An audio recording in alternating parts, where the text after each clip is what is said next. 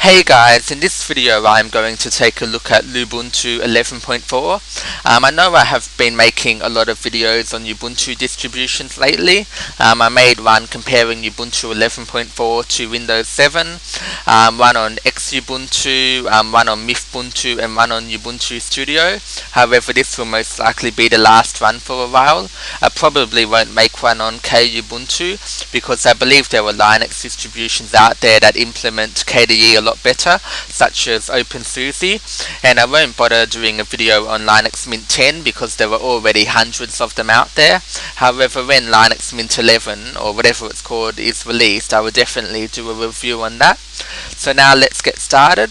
As is typical with all Ubuntu based installers, you select your language first, and I must say the cursor looks a bit funny, though that must be due to the desktop environment.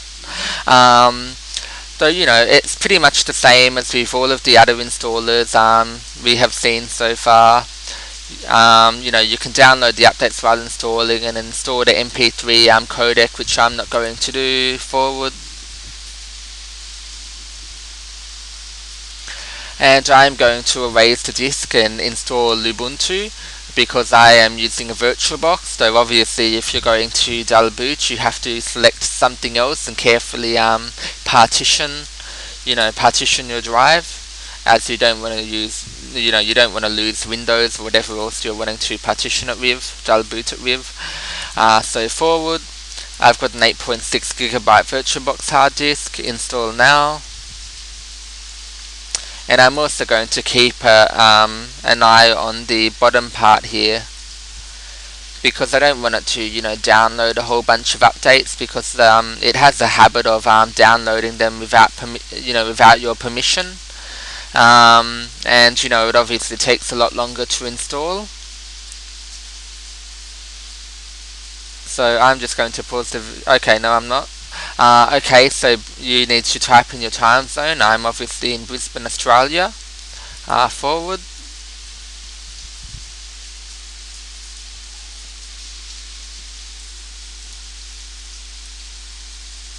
It's taking a while thinking. Okay, I'm just going to leave the default USA keyboard layout. It works fine for me, and it should work fine for you as long as you're in the US, Australia, or the UK. You shouldn't notice any differences really. So forward. Okay, the installer looks pretty much exactly the same as Ubuntu so far.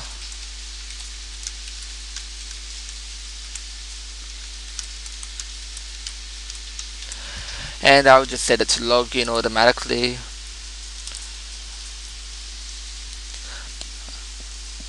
Okay, let's take a look at the slideshow, which is the only thing that seems to be different with a lot of these distributions.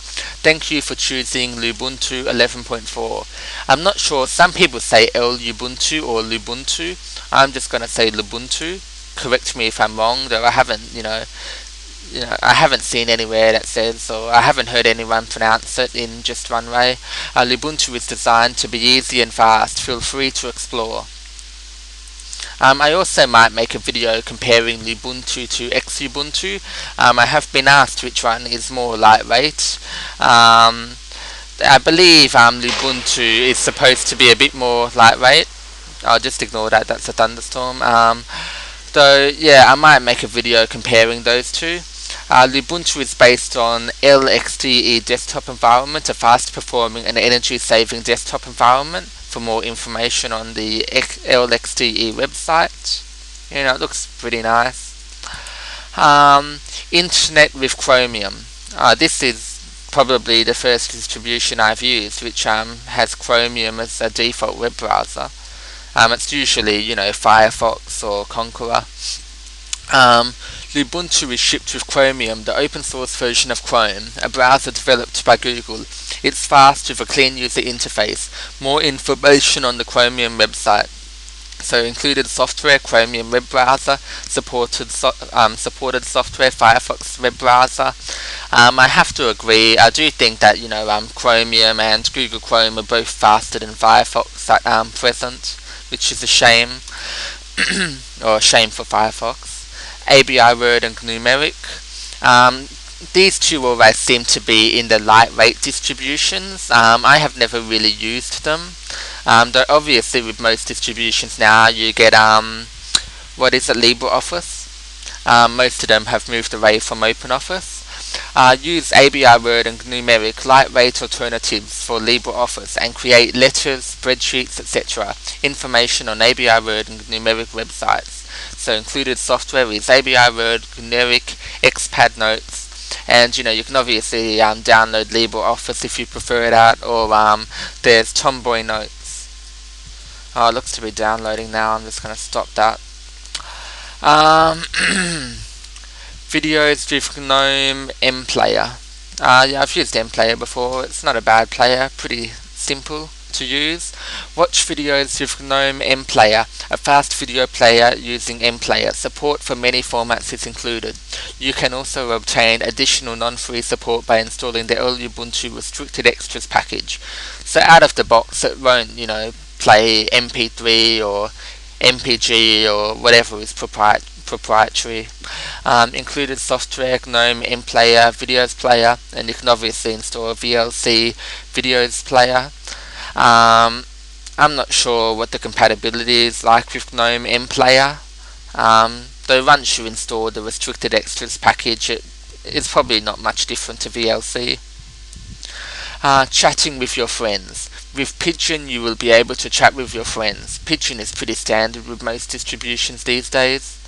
Though I think there is another main competitor to Pigeon, though I can't recall what it's called now. Oh yeah, I think it's Empathy. Go to the menu and click on Pigeon icon to connect to many services such as Jabber, Google Talk or Windows Live. More information on Pigeon website, so it comes with Pigeon installed, and you can obviously install Empathy IM and Skype. Checking your emails. Lubuntu provides a mail client named Stilpede. I've never heard of this, though it looks pretty basic, nice and lightweight. It should be pretty fast. It will allow you to check your email messages and read them even if you are offline. For more information on Stilpede website, included software Stilpede, and obviously supports Thunderbird mail client and probably the others like Evolution, etc. Okay, install software. With Lubuntu you have access to the whole Ubuntu repository and all the software included. Go to the menu, click on System Tools and Synaptic Software Manager. You can search for software by clicking on the search button. It doesn't seem to have the Ubuntu Software Center, or maybe it does. I'm not completely sure. I'll have to look into that. Getting help. If you need help you can contact us using the wiki page, on the mailing list, subscribe on the page, on the IRC channel, hash Lubuntu on irc.freenode.net. The installation will finish soon. We hope you enjoy Lubuntu. And is that the last page? Yep, that's the last page. It's just repeating itself now. So I've basically shown you the whole slideshow, and I'm just going to pause it now and I will resume when something new happens. As you can see, the installation has now completed and I need to restart the system, or the VirtualBox in this case. It's probably going to ask me to eject the media. So since I'm in a VirtualBox I'm going to unmount the ISO image and click enter.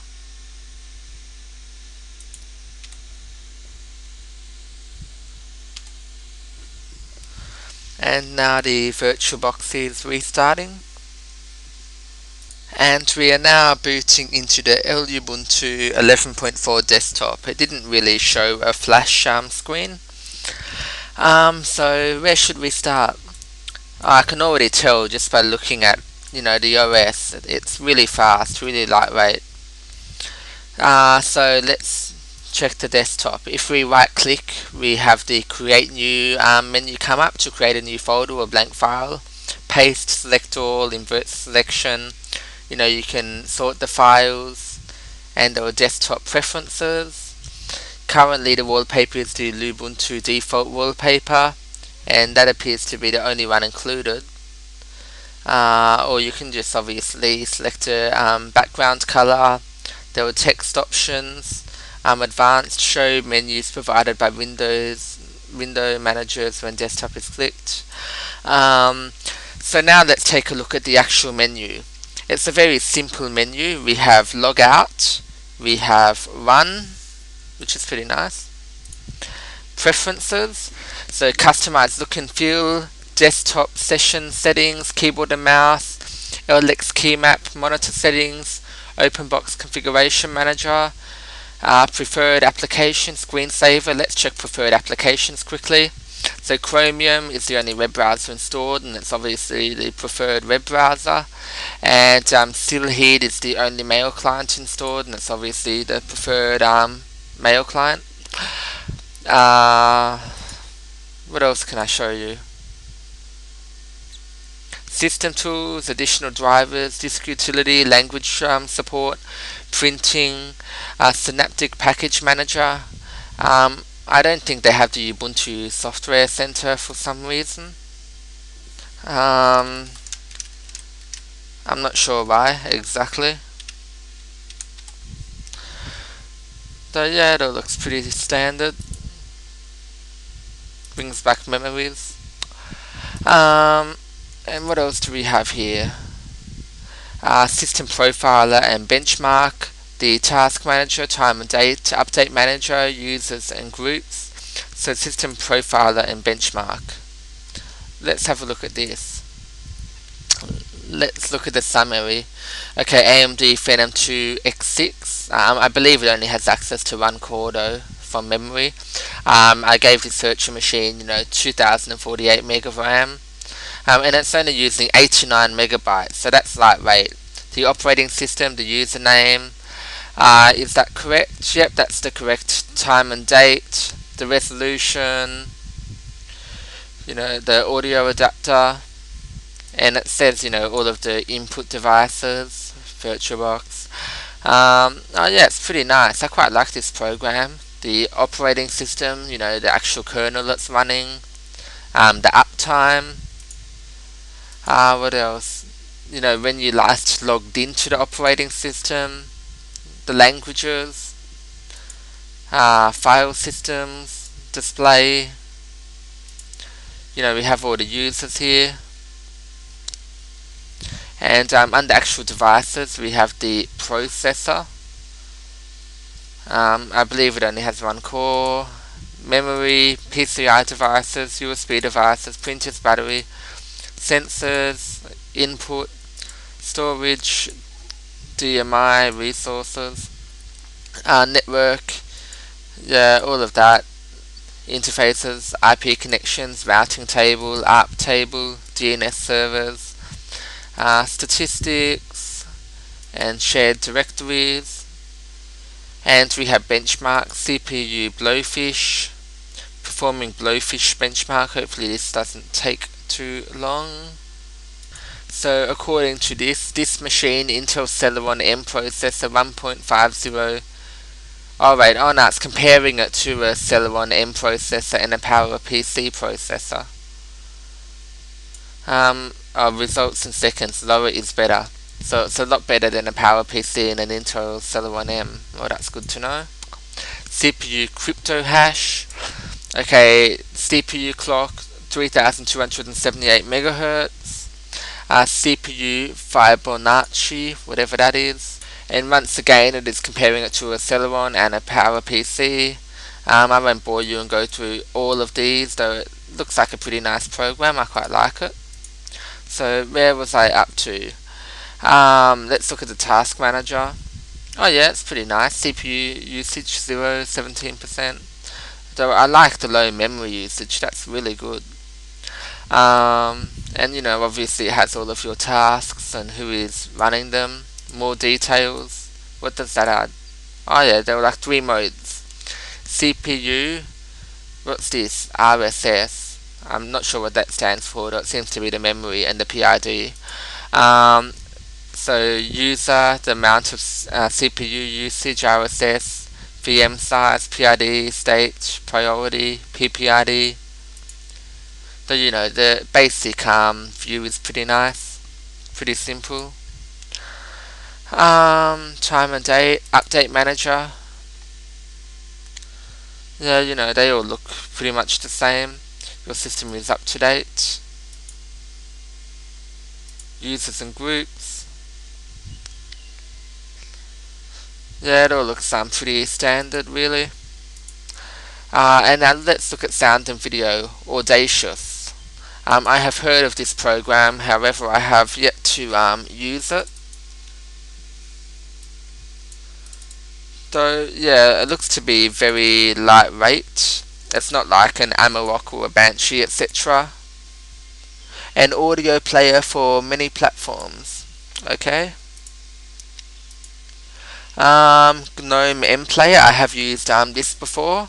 It looks pretty simple though, I quite liked it. I remember I used to use it in Ubuntu 10.4. But yeah, it's pretty nice.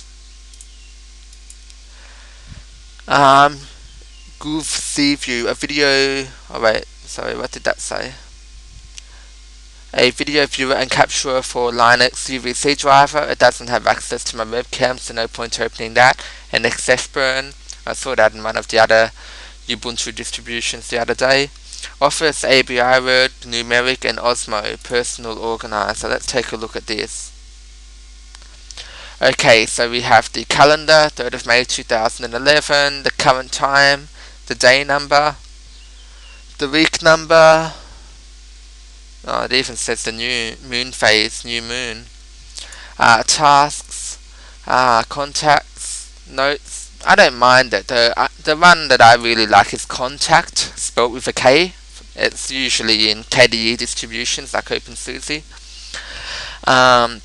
For internet, we have Chromium web browser. You know, you don't see Chromium as a default much, or Google Chrome. So, of course, I'm going to choose Google. So yeah, it's quite nice to have it as a default. I think it deserves to be a default in more distributions. Pigeon Internet Messenger, Slipheed Transmission, and Extract IRC. For graphics, MT Paint Graphic Editor. Okay, I haven't seen this before.